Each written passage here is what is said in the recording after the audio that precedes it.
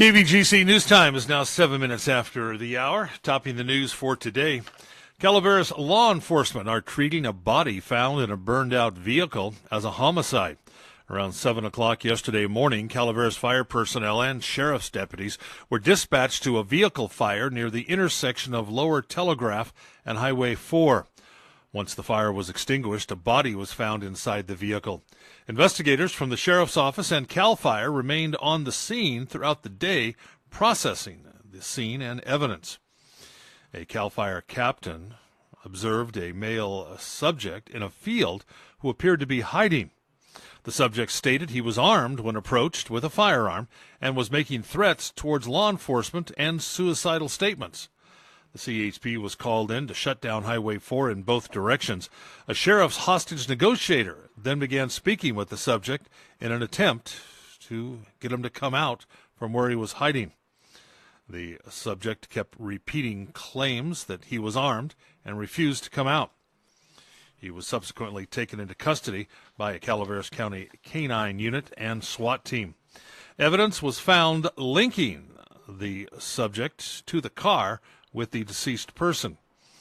The subject was transported after being arrested to the Calaveras County Jail and booked. His identification has not been released. The deceased person's identification also has not yet been confirmed, and an autopsy is pending to determine the cause and or manner of death. Based upon the evidence at the scene, sheriff's investigators are treating this case as a homicide, pending further results of the autopsy and evidence processing. Calaveras Sheriff's detectives are encouraging anyone with information to call the Sheriff's Office, 754-6500. Well, due to fire activity in the southern part of the state, CAL FIRE Tuolumne Calaveras unit has chosen to postpone today's vegetation management project in the Salt Springs Valley to another date and time. A future date has yet to be determined.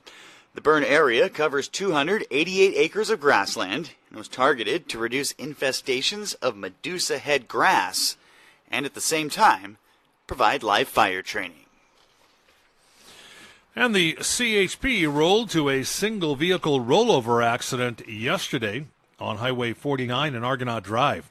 According to reports, just after 8 o'clock, a 31-year-old Jackson woman was traveling northbound on 49 at about 55 miles an hour.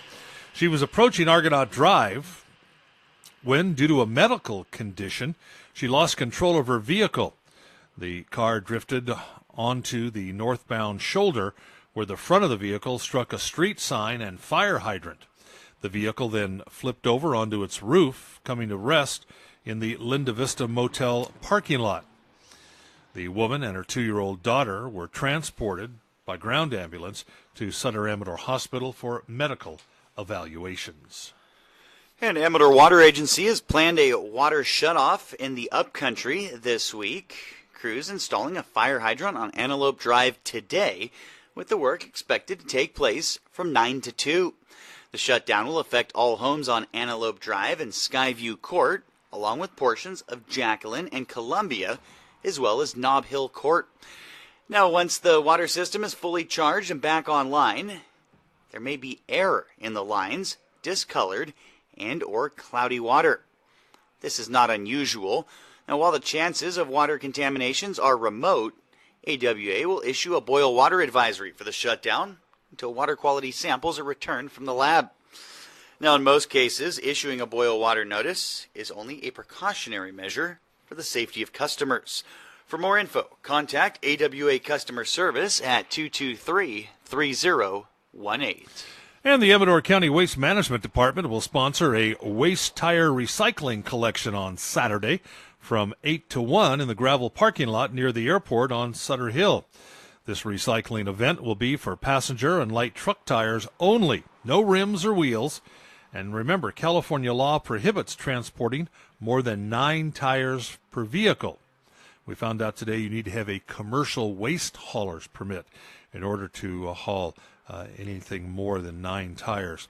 Now, this recycling event is only for Amador County residents, and it may close earlier than 1 depending on the availability of space.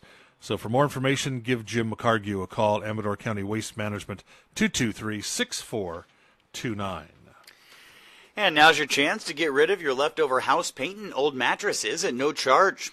Paint Care and Bye Bye Mattress, holding a one-day recycling event at the Amador County Airport this Saturday from 9 to 1. Households and businesses may drop off leftover house paint, stain and varnish, or unwanted mattresses and box springs. Only California residents may participate. For more details, visit paintcare.org/Jackson.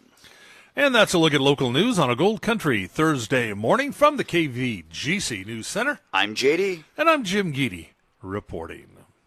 Remember, for the latest news, traffic, and weather 24 hours a day, be sure to visit our website, kvgcradio.com.